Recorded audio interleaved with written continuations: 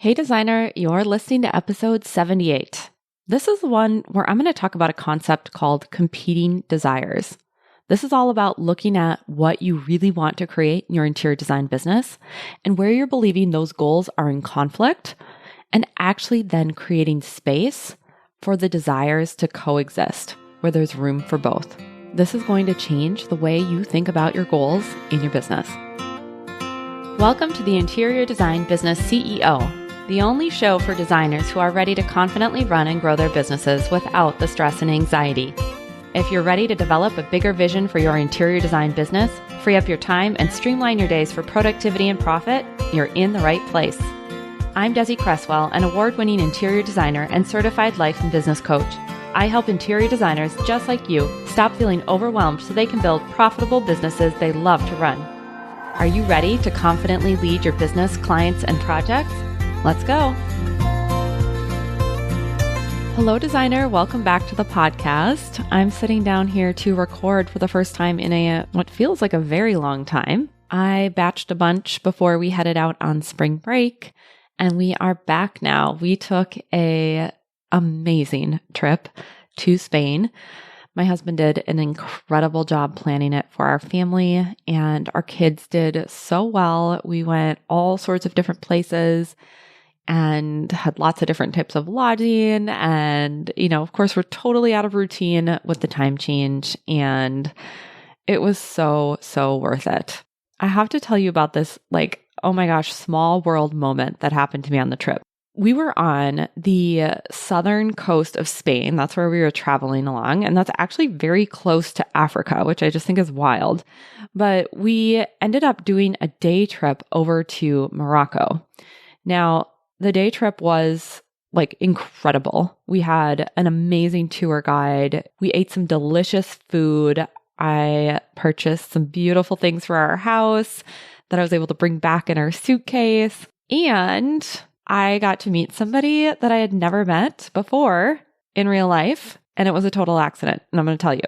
We were going through kind of the downtown area, and we'd been doing some shopping, and we were really kind of on our way back to ending the tour that we had.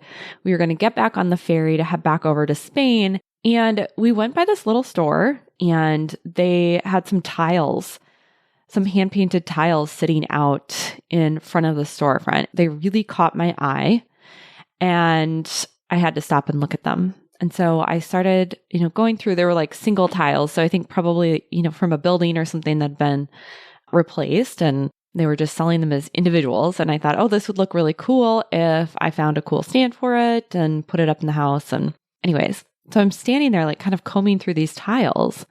And I start to look up because I want to show my husband and be like, what do you think? And I look up, I notice someone who has these beautiful little blue and white bowls, which I love blue and white. And we look at each other, and this woman and I, we recognize each other. And it is a designer who lives in Morocco, not far from that shop that I was at, who participated in a couple of my workshops last year. And she was pretty active in the group. And I had an opportunity to coach her a couple of times. And it just blew my mind. What are the chances that I'm out on a tour on spring break with my family in Africa, totally far from home, and I happened to be looking at some tiles, and I get to see one of the designers I have coached. It was just so cool. So I had to share that with you all. I love things like that, where it was just those tiles caught my eye for a reason. It was so that I could meet her in person, and it was a really special moment on top of a really special day. Today, what I want to talk to you about is a concept that comes up a lot in the coaching I do with my designer clients around goals and pursuing growth in their interior design business. Before we do our deep dive into this topic of competing desires, I want to let you know that the Designer CEO is officially open for enrollment. The Designer CEO is a brand new way to work with me in a really high touch way. And this is actually going to be a mastermind that's a hybrid approach, meaning you're going to get the depth of one-on-one coaching and that intimacy with you and me meeting on a regular basis to really dig in. And it's paired with the power and collective knowledge of being in a community and a group of like-minded peers who are experiencing the same challenges and having similar goals. The Designer CEO is going to be for designers who want to grow sustainably with their values and life priorities in balance with their business goals. This is really a holistic approach to growing your interior design business, and we're going to be covering topics like marketing, press, goal setting, finances, managing team members, and so much more. And we're going to be doing the internal work, meaning leveling up your identity and self-concept as the leader of the business and claiming what you really want for your life alongside your business goals. And we're going to be doing that alongside the external, more strategic work that's necessary to grow your business. If you've been listening to the show for a while, I think you've probably gathered that I believe that you have to have the mindset and the strategy. You have to have both. And the growth of your interior design business, that foundation is really rooted in your growth as the owner, as the leader of the company. And we're going to be exploring all of that and putting plans into action. The Designer CEO is going to be much less of a course where you're just going to sit down and consume a bunch of information. You're of course going to get some incredible resources from me because that's just what I do.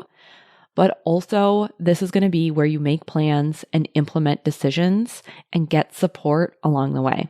And if this is sounding like the type of support your business needs and you as the owner wants, head over to desiid.com/designer CEO. And that's where you can get all of the details. And you can also schedule a time for us to meet. This is an incredibly intimate group.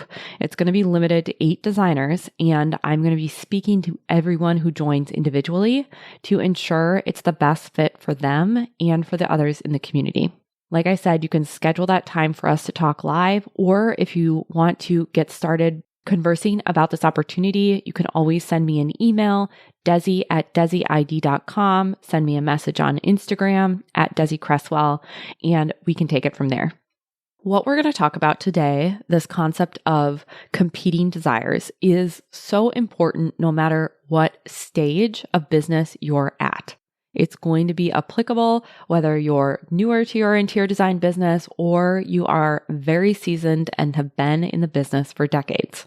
And that is because as your business evolves, the goals and the desires that you have for yourself and what the business produces and creates out in the world are going to continue to evolve.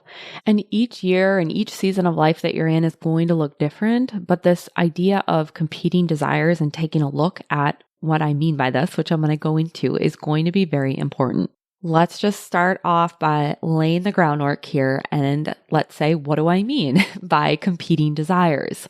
What I mean is that there are 2 things, this could be results or outcomes, circumstances, that you want to coexist, but are being perceived as in conflict. I'm going to say that again. So competing desires there are 2 desires, 2 things present that you want to achieve, results or an outcome. And you're perceiving those 2 desires as being in conflict.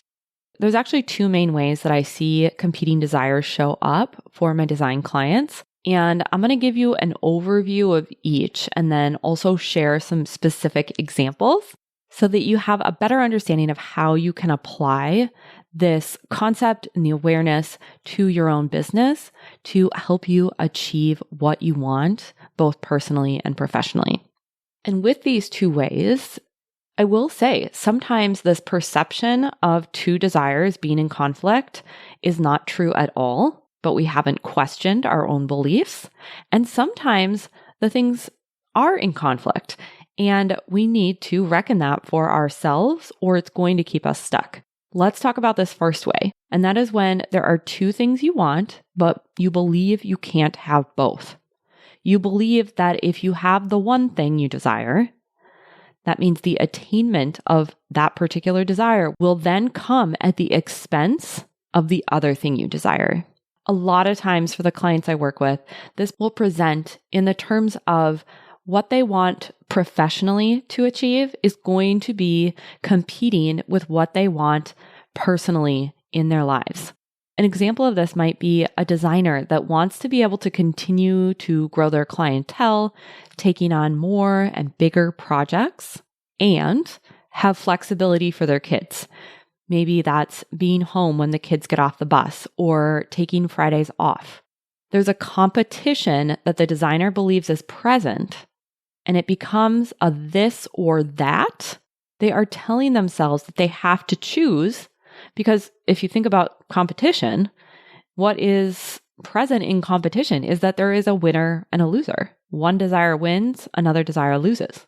Another example of this might be that you have a desire to make more money without increasing your hours, and you believe that that's not an available possibility for you.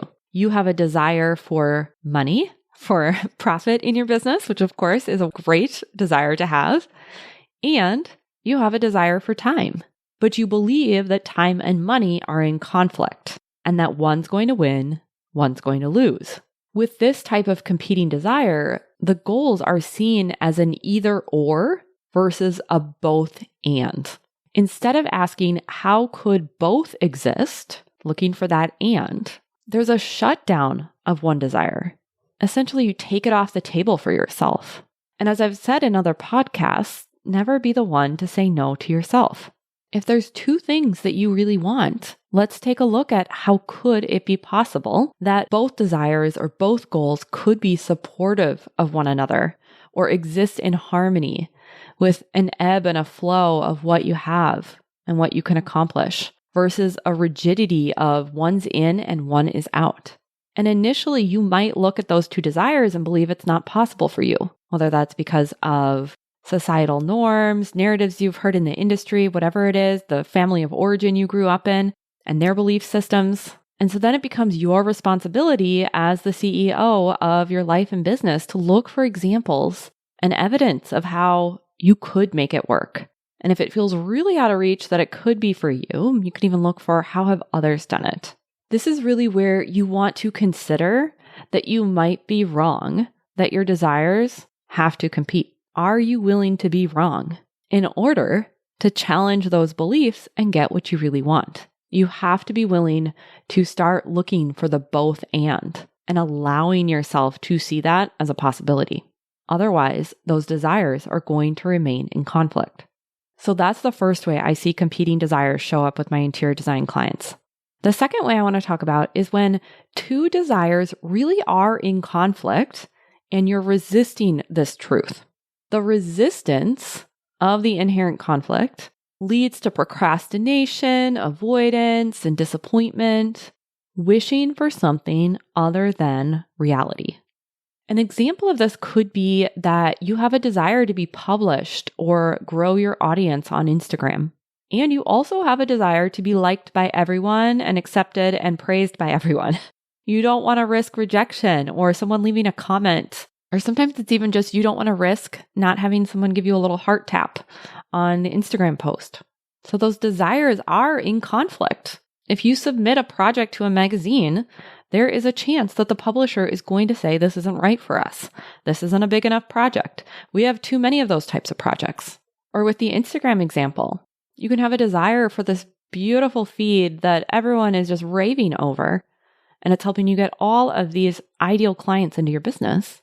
But the truth is, you're also signing up for someone to completely ignore your account or have an unfavorable opinion about something you did in the design. Waiting until you think those two things won't be in conflict at some point, wishing that they weren't or hoping that somehow you just get a pass on that experience, you're going to be waiting for a long time. And it's definitely going to hold you back in terms of creating what you ultimately want in your business. And of course, we can coach on confidence and putting yourself out there, building resilience to be seen and take up space and care less what others think. And there's no escaping that if you're out there marketing your business in some way, you aren't going to be for everyone. And you get to decide what you think about that. If you notice you're dragging your feet or there's a lot of resistance at doing something new or something that feels hard, just pause. Pausing is always a good idea. What I want you to consider is, are you asking something of those desires that is just not possible? Are you wishing that two things that are inherently at odds not be at odds? And if that's the case, it's okay, but acknowledge it. You can acknowledge it and say, yes, this feels hard, and that's okay. Or, yeah, I wish it wasn't that way, and I can still pursue what I want. Another example was something I was coaching a client on recently about her real desire for certainty in the business and knowing exactly how her actions would play out. And she also has a desire for novelty and challenges she can dig into and solve in the business. These two things, certainty and novelty, are at odds. They are competing. If you have certainty, you do not have novelty. If you have full-on novelty, you do not have full certainty. And I mean, of course, there's no such thing as true certainty, to be clear. But even if there was, if you knew exactly how things were going to go, it would probably end up being boring. When this designer I was coaching acknowledged the resistance to the competition of desires, her shoulders just dropped and she kind of laughed and she released the resistance. She could use that energy in a different way. And it felt really different to be thinking about her future goals. If you're resonating with this idea of two things being at odds and wanting them to not be at odds, what I want you to do is experiment with creating what I call a dual desire. And this is where you are taking two things that are going to be in conflict or in competition and actively nurture a level of wanting or at least accepting of the fact that it's a package deal. In the example of pitching to the press, let's say you want to get published. You can remind yourself that if I want to be nationally or locally recognized, I'm also signing up for some no's. I am actively choosing that desire or possibility to be present with the other possibility or desire of being published. Or with the Instagram example, if you want to grow your following and really establish yourself as a brand on the platform and have that visibility, you have to want that outcome. And you also have to want to learn the skills required to create that type of account. And you have to be willing or accepting of the fact that there's going to be some flops as you figure out what works for you. If you want to move forward with your goals and letting those desires you have in your interior design business lead you, there has to be some acceptance of all that is involved. And this is so true in life, in business, in all the things. I mean, I was kind of laughing just the other morning. We brought my mother-in-law along on this spring break trip, and she was staying in the guest room that we have downstairs. And it was pretty early morning. My kids were just like really picking at each other. There was so much noise and screaming. It was just like one of those things. And it was, only 6:30 in the morning. And she comes up like looking very tired. And I said to her, I'm really sorry about all of the yelling and that woke you up. And, we both had a good laugh and it's a package deal. She loves to, both of my in-laws and my mother too, love to be with our kids and we love to have that time together. And there's some stuff that's like really kind of annoying or we'd rather not have. And it's the same thing with your desires in your interior design business. You have to choose both. Let's recap this idea of competing desires so you can really play around with this concept in your week and in your own business or in your personal life. If you remember, the first type of competing desire is when you're believing two desires cannot coexist. You're believing that two goals are in conflict when they don't need to be. And now I want you to challenge that assumption. So a question you could ask yourself is, how could I have both?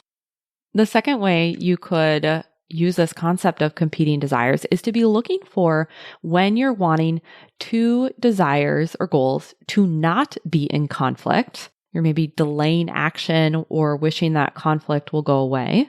When there is just a level of push and pull present in those desires, and that's just part of the process.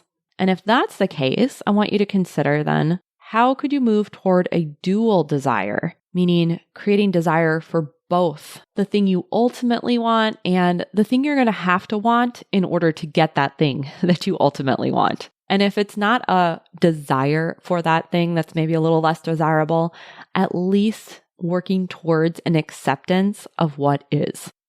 That is what I have for you today. As a reminder, the Designer CEO Mastermind is open for enrollment, and you can get all of the details at desiid.com/designer CEO, and also schedule your consultation to talk to me about joining us. Until the next episode is out next Wednesday, I'm wishing you a beautiful week, and I'll talk to you soon. Have you ever wished I could be your coach? If so, keep listening. For a limited time, when you leave a rating and review for the podcast, you'll be entered to win a one-on-one coaching session with me. I can answer your questions and coach you on your unique challenges. All you have to do is scroll down to the bottom of your podcast app, tap the 5 stars, and leave a review. Tell me your favorite episode, why you look forward to listening every week, or why another designer needs to check out the show. It won't take long, and as a thank you for leaving a rating and review, you'll have the opportunity to win a private coaching session with me. Just click the link in the show notes to submit your review so I know how to get in touch. I can't wait to select a winner, and it might be you. I'll talk to you next week. Thanks for joining me for this week's episode of the Interior Design Business CEO. If you want more tips, tools, and strategies, visit www.desiCresswell.com. And if you're ready to take what you've learned on the podcast to the next level, I'd love for you to check out my signature group coaching program, Out of Overwhelm.